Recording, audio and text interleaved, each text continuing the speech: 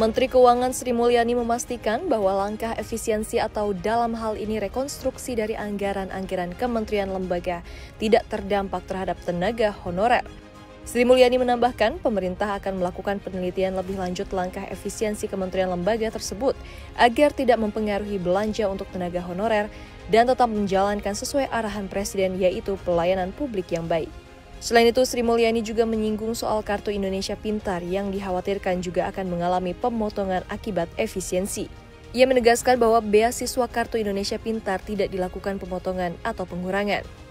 Sri Mulyani juga menegaskan bahwa perguruan tinggi akan berdampak pada item belanja operasional.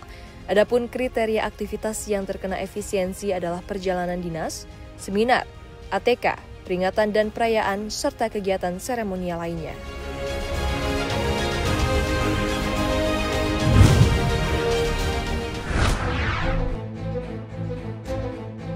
Kepala Badan Pangan Nasional Arief Prasetyo Adi menjamin penghematan anggaran yang diperintahkan Presiden Prabowo Subianto tidak akan mengganggu program-program untuk rakyat. Program tersebut tetap dijalankan dengan efisien. Arief mengatakan Bappenas tetap berkomitmen mengimplementasikan program-program andalan yang berkaitan dengan stabilisasi, kerawanan, kewaspadaan, penganekaragaman konsumsi, dan keamanan pangan. Arief mengungkapkan program ketersediaan akses dan konsumsi pangan berkualitas menjadi sektor yang paling banyak mengalami pemotongan.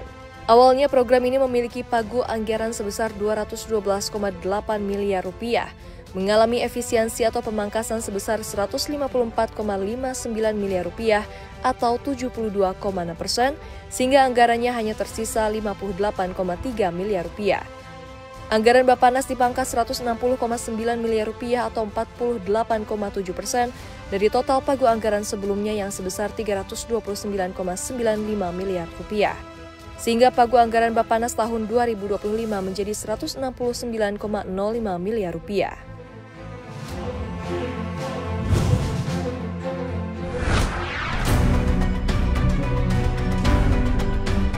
Presiden Prabowo Subianto menyatakan Badan Pengelola Investasi Daya Anagata Nusantara atau Danantara akan segera diluncurkan pemerintah pada 24 Februari 2025. Menurut Prabowo, nantinya Danantara akan memiliki dana modal kelolaan mencapai 900 miliar dolar Amerika Serikat atau sekitar 14.715 triliun rupiah.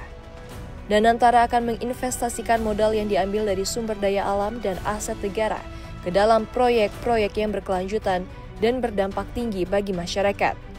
Menurutnya, proyek-proyek ini dapat membantu Indonesia mencapai target pertumbuhan ekonomi hingga 8%. Menurutnya ini merupakan target besar yang digaungkan Prabowo sejak kampanye. Sementara itu, initial funding atau pendanaan awal Danantara diproyeksi mencapai 20 miliar dolar Amerika Serikat. Danantara resmi berdiri setelah rapat paripurna DPR mengesahkan rancangan undang-undang tentang Badan Usaha Milik Negara atau RUU BUMN menjadi undang-undang. Danantara akan berperan dalam konsolidasi pengelolaan BUMN serta optimalisasi dividen dan investasi.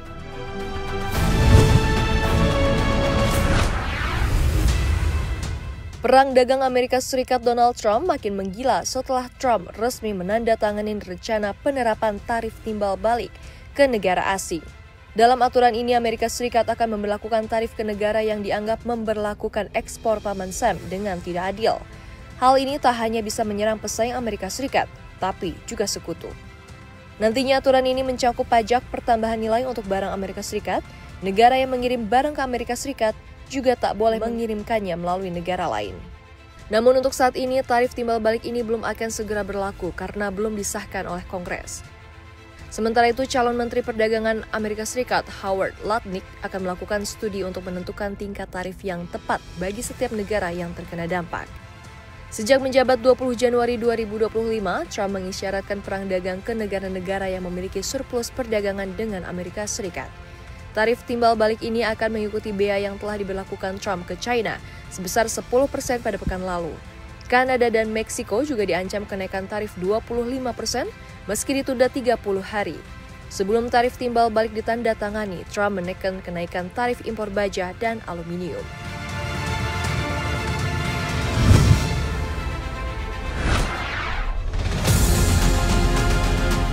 Krisis industri di zona euro masih jauh dari selesai. Produksi industri di 20 negara yang menggunakan mata uang euro itu mengalami kontraksi lebih dalam dari yang diperkirakan pada Desember 2024, mengindikasikan bahwa resesi 2 tahun sektor manufaktur masih berlanjut. Data terbaru dari Eurostat menunjukkan bahwa output industri mengalami penurunan 1,1% dibanding bulan sebelumnya, jauh lebih buruk dari ekspektasi pasar yang memperkirakan hanya turun 0,6%.